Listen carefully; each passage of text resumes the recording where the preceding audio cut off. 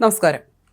ജാർഖണ്ഡിലെ വീടിന്റെയും സ്ഥലങ്ങളുടെയും രേഖകൾ, സ്വർണ്ണാഭരണങ്ങൾ, കാർ, ബാങ്ക് സംബന്ധമായ രേഖകൾ ഇതെല്ലാം ഫയലിലാക്കി ഇവിടെ സൂക്ഷിച്ചിട്ടുണ്ട്.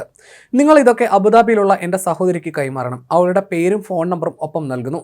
കസ്റ്റംസ് ക്വാർട്ടേഴ്സിൽ മനീഷ് വിജയുടേത് ആത്മഹത്യയെന്ന് പോലീസ് ഉറപ്പിക്കുന്നതിന് കാരണം ഈ കുറിപ്പാണ്. കേരള പോലീസിന് കാക്കനാട് TV സെന്ററിന് സമീപത്തെ സെൻട്രൽ എക്സൈസ് ക്വാർട്ടേഴ്സിൽ മരിച്ച നിലയിൽ കണ്ടെത്തിയ central GST additional commissioner Manish Vijay എഴുതിയ കുറിപ്പിൽ കാര്യങ്ങൾ വ്യക്തമാണ്. കുടുംബത്തിൽ ഇനി അവശേഷിക്കുന്ന അവകാശിക്ക് എല്ലാം കിട്ടണം. ഡയറിയിൽ നിന്ന് കീറിയെടുത്ത പേപ്പർ കഷ്ണത്തിലാണ് ഇംഗ്ലീഷിൽ ഈ കുറിപ്പ് എഴുതിയത്. കിടപ്പുമുറിക്ക് സമീപത്തെ മേശപ്പുറത്ത് നിന്നാണ് പോലീസിന് ഇത് കിട്ടിയത്. അബുദാബിയിൽ ജോലി ചെയ്യുന്ന സഹോദരി പ്രിയയ്ക്ക് രേഖകൾ കൈമാറാനാണ് ആവശ്യപ്പെട്ടിരിക്കുന്നത്. മനീഷ് ഡയറിയിൽ ഹിന്ദിയിൽ എഴുതിയ കുറിപ്പും പോലീസിന് ലഭിച്ചിട്ടുണ്ട്. ഇത് ആത്മഹത്യക്കുറിപ്പാണെന്നും സൂചനയുണ്ട്.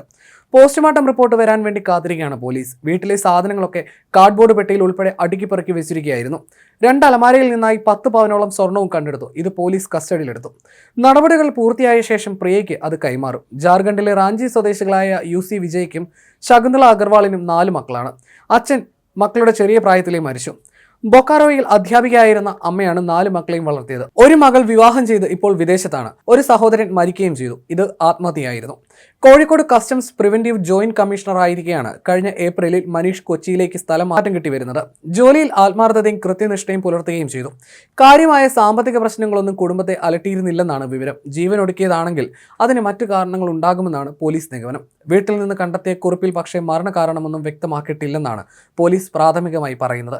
പ്രധാനമായും 2 സാധ്യതകളാണ് പോലീസ് പരിശോധിക്കുന്നത്. അമ്മ ഏതോ കാരണത്താൽ മരിച്ചു. ഫെബ്രുവരി 14-ന് മക്കൾ ഓൺലൈനായി പൂക്കൾ വാങ്ങി. അമ്മയെ തുണിയിൽ പുതച്ച് പൂക്കൾ വിതറിയ ശേഷം തലഭാഗത്ത് മനീഷും ശാലിനിയും അമ്മയ്ക്കൊപ്പം നിൽക്കുന്ന ചിത്രം വെച്ചു.